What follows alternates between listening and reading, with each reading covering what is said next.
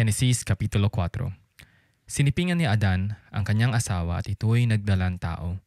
Nang isinilang ang kanyang panganay na lalaki, ay sinabi ni Eva, "Nagkaroon ako ng anak na lalaki sa tulong ni Yahweh." Kaya Cain ang ipinangalan niya rito. Sinundan ni Cain ng isa pang anak na lalaki, at Abel naman ang ipinangalan dito. Naging pastol ito at si Cain naman ay magsasaka. Dumating ang panahon na si Cain ay naghandog kay Yahweh ng ani niya sa bukid. Kinuha naman ni Abel ang isa sa mga panganay ng kanyang kawan. Pinatay niya ito at inihandog ang pinakamainam na bahagi. Si Yahweh ay nasiyahan kay Abel at sa kanyang handog. Ngunit hindi niya kinalugdan si Cain at ang handog nito. Dahil dito, hindi mailarawan ang mukha ni Cain sa tindi ng galit. Kaya sinabi ni Yahweh, "Anong ikagagalit mo, Cain? Bakit ganyan ang mukha mo? Kung mabuti ang ginawa mo, dapat kang magsaya.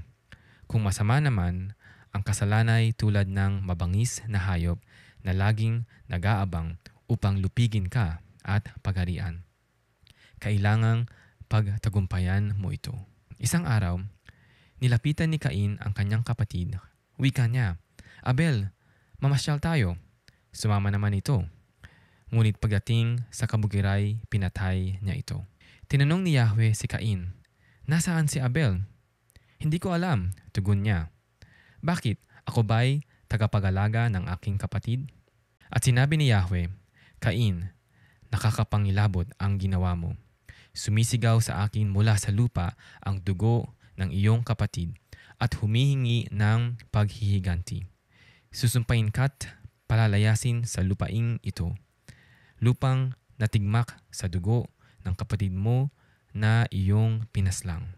Bungkalin mo man ang lupang ito upang tamnan, hindi ka mag-aani. Wala kang matatahanan at magiging lagalag ka sa daigdig." "Napakabigat namang parusa ito," sabi ni Cain kay Yahweh. "Ngayong pinalayas mo ako sa lupaing ito upang malayo sa iyong paningin at maglagalag sa daigdig. Papatayin ako ng sinumang makakakita sa akin." "Hindi," sagot ni Yahweh. "Parurusahan ng 7 ibayo ang sinumang papatay kay Cain." At nilagyan niya ng palatandaan si Cain upang maging babala sa sinuman na ito'y di dapat patayin. Iniwan ni Cain si Yahweh at tumira siya sa lupain ng Nod, isang lugar sa silangan ng Eden. Sinipingan ni Cain ang kanyang asawa, nagdalang tao ito at nagkaanak ng isang lalaki. Ang sanggol ay tinawag niyang Enok. Nagtayo siya ng isang lungsod at tinawag ding Enok bilang alaala sa kanyang anak. Si Enok ang ama ni Irad na ama ni Mehujael. Anak naman nito si Metusael na ama ni Lamec. Nag-asawa si Lamec ng 2, sina Ada at Zila.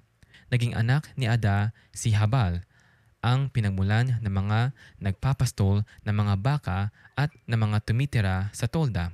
Kapatid nito si Hubal na siya'y namang pinagmulan ng mga manunugtog ng alpa at plauta. Naging anak naman nila si Zila, si Tubal-Cain, sa kanya nagmula ang lahat ng panday ng mga kagamitang tanso at bakal. Si Tubal-Cain ay may kapatid na babae na ang ngalan na ay Naama. Sinabi ni Lamec sa 2 niyang asawa, "Dinggin niyo itong aking sasabihin. Ada at Zila, asawa kong giliw. May pinatay akong isang kabataan. Ako ay sinaktan, kaya ako pinatay." Kung saktan ni Cain ang parusang gawad, sa gagawa nito'y 7 patong agad. Ngunit kapag ako ang siyang sinaktan, 77 patong ang kaparusahan. Muling sinipingan ni Adan ang kanyang asawa at ito'y nagkaanak ng isa pang lalaki. Sinabi ng ina, "Binigyan ako ng Diyos ng kapalit ni Abel." At ito'y tinawag niyang Set. Si Set ang ama ni Enos.